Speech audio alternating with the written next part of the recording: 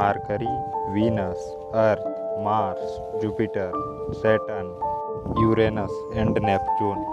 ये 8 प्लेनेट हैं जो हमारे सोलर सिस्टम में मौजूद हैं और अर्थ हमारा होम प्लेनेट है। इसके बारे में तो हम जानते हैं, लेकिन बाकी ग्रहों के बारे में बहुत कम ही जानते हैं। नमस्कार, आपका स्वागत है मेरी इन्फॉर्मेशन टीवी पर। आज हम बात करने वाले हैं हमारे सोलर सिस्टम की प्लेनेट्स के बारे में। हम जानेंगे कि हमारे सोलर सिस्टम के बाकी प्लेनेट्स कैसे हैं, उनकी ज़मीन कैसे है, यहाँ का वातावरण कैसा है और वायुमंडल कैसा है, वहाँ पर मिट्टी है, धातु है, पत्थर है या कुछ और है, और उनकी धरातल से कैसा दिखाई देता है हमारा सूर्य। और उनके कुछ हम असली तस्वीरें भी दिखाएंगे जो स्पेस एजेंसी द्वारा भेजे गए क्रॉप से ली गई है। सबसे पहले हम बात करते हैं मरकरी यानी कि बुध ग्रह की।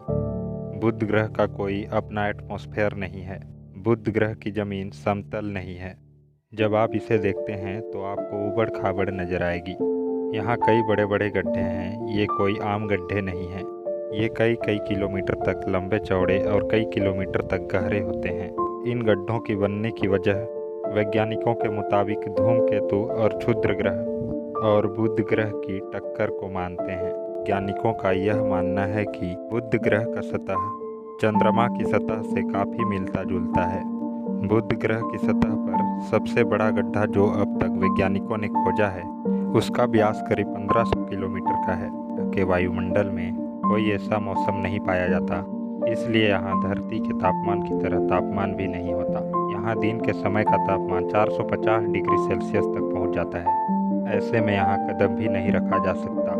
लेकिन अगर हम बात करें रात के समय की, तो रात के समय में तापमान -179 डिग्री सेल्सियस तक गिर जाती है।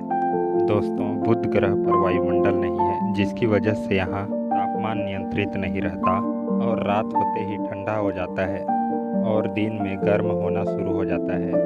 बुध ग्रह पर अभी तक 2 अंतरिक्ष यान भेजे जा चुके हैं। दोस्तों, बुध ग्रह सूर्य के सबसे नज़दीक वाला ग्रह है, किंतु फिर भी बुध ग्रह हमारे सौरमंडल का सबसे गर्म ग्रह नहीं है। तो चलिए बात कर लेते हैं अब दूसरे ग्रह की, जो बुध के बाद सूर्य के सबसे निकट आता है, और यह है वीनस यानी शुक्र ग्रह। और यही वह ग्रह है जिसे सौरमंडल का सबसे गर्म प्लेनेट कहा जाता है। शुक्र ग्रह का वायुमंडल कई किलोमीटर मोटी सल्फ्यूरिक एसिड के बादलों की परतों से ढका है, और यही बादलों की वजह से शुक्र ग्रह की सतह भी आसानी से दिखाई देती है। यहाँ के एटमॉस्फेयर में 96% कार्बन डाइऑक्साइड मौजूद है, जो ग्रीन हाउस गैस इफेक्ट पैदा करती है, और इसी एटमॉस्फेयर की वजह से सूर्य की गर्मी वातावरण से बाहर नहीं जा पाती, और इसी वजह से यह सबसे गर्म प्लेनेट माना जाता है। और इसकी सतह का तापमान 464 डिग्री सेल्सियस तक पहुँच जाता है। शुक्र ग्रह पर कई ज्वालामुखी भी मौजूद हैं। यहाँ की सतह चट्टानों और लावा से मिलकर बना है। यहाँ की सतह का 60% हिस्सा ज्वालामुखी के लावे से बना हुआ है, इसलिए यहाँ हमारे लिए चलना भी मुश्किल है। यहाँ चलने से आपको ऐसा महसूस होगा कि आप समुद्र पर कई किलोमीटर नीचे चल रहे हो। इस प्लेनेट के अधिक तापमान की वजह से यहाँ भेजे गए स्पेसक्राफ्ट भी ज़्यादा देर तक टिक नहीं सकते। तो चलिए दोस्तों, अब सफ़र को थोड़ा आगे बढ़ाते हैं। अब हम अगले सफ़र पर चलते हैं मंगल ग्रह पर। ये सूर्य से चौथे नंबर पर आता है। अब आप सोच रहे होंगे तीसरे प्लेनेट का क्या हुआ। तो बता दें कि सूर्य से तीसरे नंबर की दूरी पर हमारी पृथ्वी आती है, जिसकी सतह के बारे में आप जानते हैं। तो हम सीधा मंगल पर आते हैं। इस प्लेनेट की सतह लाल है और इसी वजह से इसे लाल ग्रह भी कहा जाता है। मंगल ग्रह की ज़मीन से बहुत ही अधिक मात्रा में आयरन और खनिज पाए जाते हैं, और यही आयरन यहाँ की सतह का मौजूद धूल और पत्थरों में भी पाया जाता है। आयरन के खनिजों का ऑक्सीकरण होने की वजह से यहाँ की सतह लाल हो गई है, जिसे आप हेमेटाइट के रूप में जान सकते हैं। मंगल ग्रह पर ठंडा और पतला वायुमंडल होने की वजह से पानी ज़्यादा देर तक लिक्विड फॉर्म में नहीं रह सकता। यहाँ वातावरण काफ़ी ठंडा भी होता है। यहाँ पर धूल भरे आंधी के गुब्बार और आंधी के बवंडर चलते रहते हैं। सूर्य के दूर होने की वजह से यहाँ का औसतन तापमान -55 डिग्री सेल्सियस तक रहता है। मंगल ग्रह की सतह कुछ इस प्रकार की धारियाँ बनाई हुई नजर आती हैं, जिसे देखकर ऐसा लगता है मानो ये जल के प्रभाव से बनी है और वह पत्थर के किनारे और रास्ताओं पर आने वाली बाधाओं को तोड़ने से आगे बढ़ते हैं।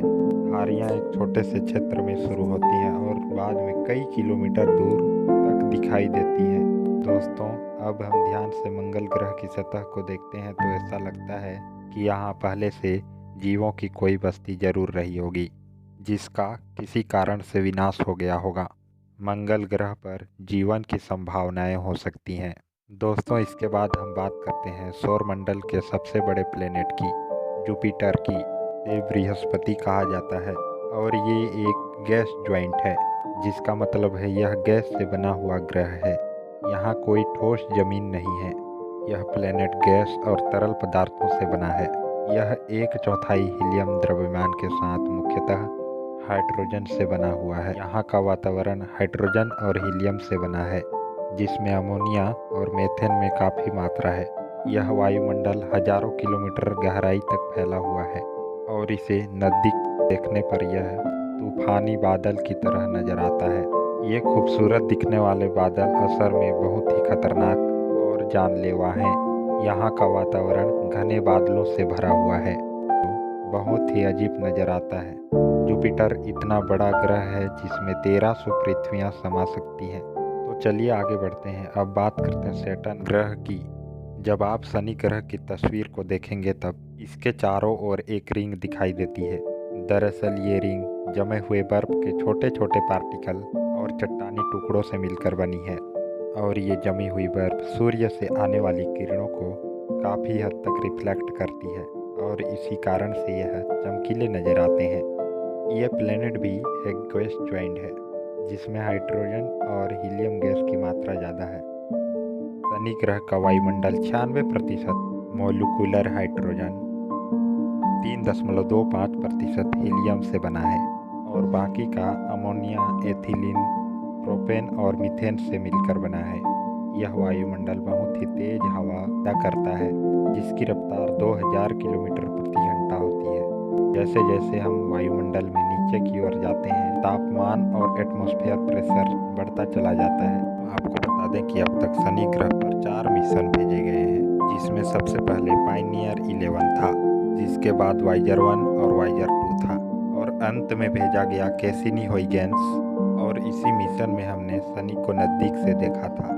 चलिए अब बात करते हैं आगे प्लेनेट की। अब बारी आती है यूरेनस की, यानी अरुण ग्रह, और यह भी एक गैस का गोला है। यूरेनस पर कोई भी ठोस सतह नहीं है और वाइजर 2 एक ही ऐसा मिशन है जो यूरेनस पर भेजा गया है।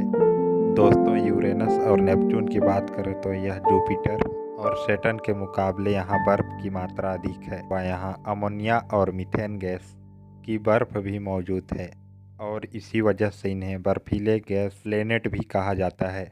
यूरेनस की एटमॉस्फेयर में 83% हाइड्रोजन और 15% हीलियम और 2% मीथेन गैस मौजूद है। यूरेनस का वायुमंडल बाकी सभी प्लेनेट से काफ़ी ज़्यादा ठंडा है। यहाँ का औसतन तापमान -254 डिग्री सेल्सियस है। मीथेन गैस अधिक होने के कारण सूर्य की रोशनी में यह ग्रह नीले रंग का दिखाई देता है। बारी आती है सौरमंडल की अंतिम ग्रह यानी नेपच्यून की। दोस्तों, इस प्लेनेट के आसपास भी रिंग है। अब तक इस प्लेनेट के 5 रिंग की खोज हो चुकी है, लेकिन नेपच्यून की रिंग सैटर्न की रिंग की तरह चमकीली नहीं। वाइजर 2 एकमात्र मिशन है जो पर भेजा गया है। यहाँ का वायुमंडल 72% हीलियम और मीथेन से मिलकर बना हुआ है। ये बर्फीले बादल यहाँ का औसतन तापमान -214 डिग्री सेल्सियस है। ये नीला ग्रह दिखने में काफ़ी सुंदर है। दोस्तों, आज के वीडियो में बस इतना ही। वीडियो अच्छा लगा हो तो लाइक कीजिए और सब्सक्राइब कर वीडियो शेयर कीजिए और वीडियो के एंड तक बने रहने के लिए आपको दिल से धन्यवाद।